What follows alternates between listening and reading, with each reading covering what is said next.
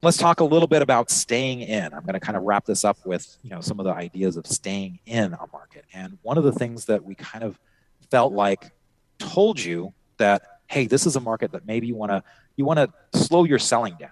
And especially, look, when I first started working for Bill, granted it was in 99, and then I saw 2000 and I saw him sitting in cash for long periods of time where the market just didn't look right. I saw him go short a few times where he was playing some of the stocks to the short side. But for the most part, he was sitting on his hands through a lot of that, dabbling a little bit, but then quickly backing away when the market just didn't look right. But then there are these other time periods where he would be very hesitant to get rid of his stocks. He wanted to give them extra room because he had so much cushion that the market might have been pulling back 10%, but it had so much room that it had gone.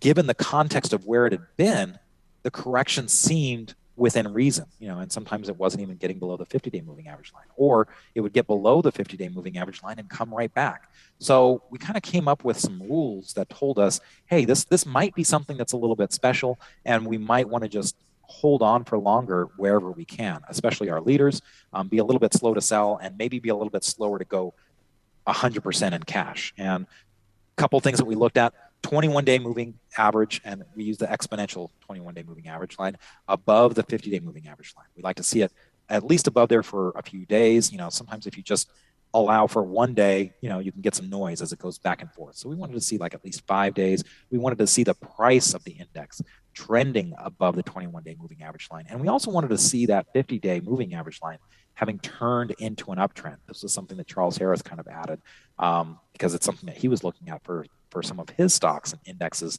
He wanted to kind of see that the trend had changed and the 50-day moving average line was back in an uptrend. Just had to be 1 day, but at least it was on that turn. So here's a few power trends of the last 20 years. And I came up with some of the longest ones. There's certainly more, but we'll go through a few of these. In 2000, before it peaked in March 10th, that was a pretty good power trend that was going on, even despite the volatility. That 21-day moving average line was staying above its 50-day moving average line. You had the same happen in 2003. So I'm kind of showing the end date of when the power trend ended. That doesn't necessarily mean that's when your exposure would have gone to zero. Sometimes you got sell signals earlier that were kind of pushing you out. But again, these were some of the longer periods where that trend remained intact. After the March 2009 example that we looked at, you had a really great rally there. September 1st, 2010, there was a great power trend there. We talked a little bit about that. December 20th, 2011 example. It was a very short rally, kind of peaked in March 26th, but that was a very quick power trend that happened. And there's more, 2012, 2013, 2018, this one was one of the longest that I've ever seen. From kind of the election in 2016, November of 2016, kind of turned the tide. The market was getting stronger and stronger.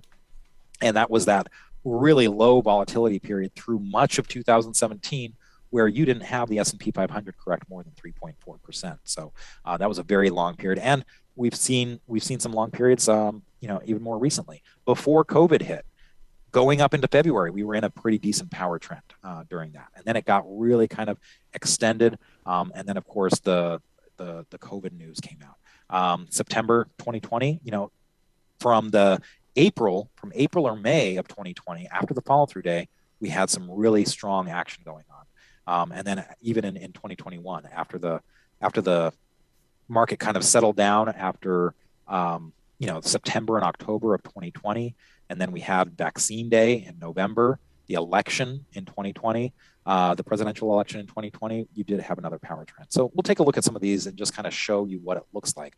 So here's the one in 2003. This is the March 2003 example. You had, again, kind of a 3 waves down. This was the 3rd wave down after the October bottom. Here was your, distribution that day that we talked about that didn't really look like distribution. And here was the power trend. At this point, we finally had the index trending above its 21-day. The 21-day was above the 50-day well before that, but you got all of the elements in here in that you were trending above that 21-day moving average line, and the 50-day had turned back into an uptrend. So this actually is one of the later starting ones because that dip below the 21-day there. But look at how powerful that was. It had a few dips below the 50-day moving average line, but not for very long until this one is where the power trend finally ended and you saw that 21-day moving average line fall below the 50-day moving average line. Here is the March 2009 after the great financial crisis. This one was pretty quick to trigger. And again, you had some moves down below the 50-day moving average line, but that green line, the 21-day exponential moving average line, really remained above that 50-day line until right there. So keeping you in for a longer time, or at least telling you, hey, give your stock some room, try to hold on to them if you can. Here was that long period that I told you about. This was the election in November of 2016. And look at how this just kind of hugged that 50-day moving average line, never really corrected all that much. Very, very strong power trend until we had kind of that volatility crisis. Remember that with some of the ETFs that were trading on volatility. You had that issue go on in February of 2018 that kind of ended that power trend. Here's another one, the April 2020.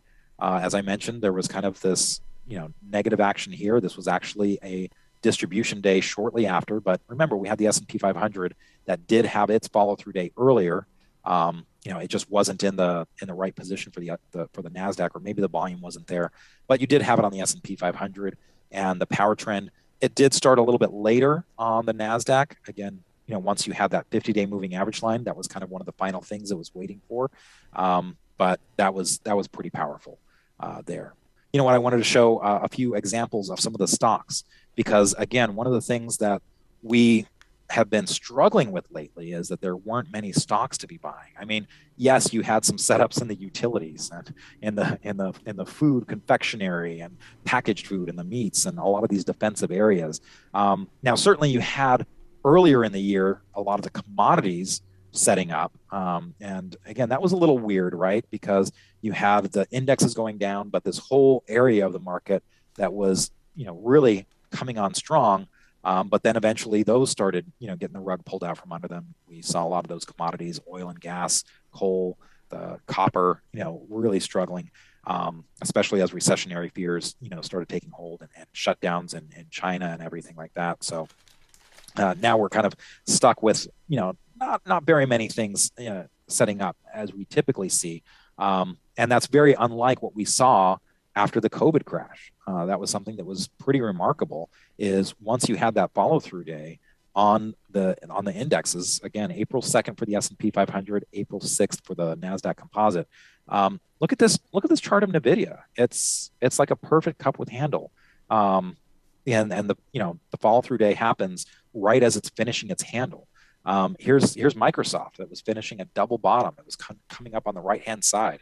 So, I feel like, around not March 14th, April 14th is when we really started going very heavy in many of our products, leaderboard, swing trader, me and my own portfolio. I after having some success, things were working, a lot of these setups. And again, it's not just like it was Microsoft and NVIDIA. You had, Shopify, Adobe. There was just a whole host of these tech names that were looking so strong, and their relative strength lines. Look at the relative strength line on Microsoft here.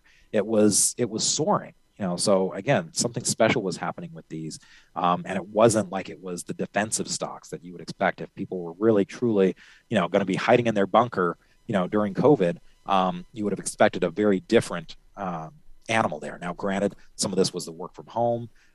You had a lot of stimulus coming. You had the liquidity being offered by the Fed. So in hindsight, it absolutely makes sense. But man, at the time, the charts were kind of telling you everything you needed to see.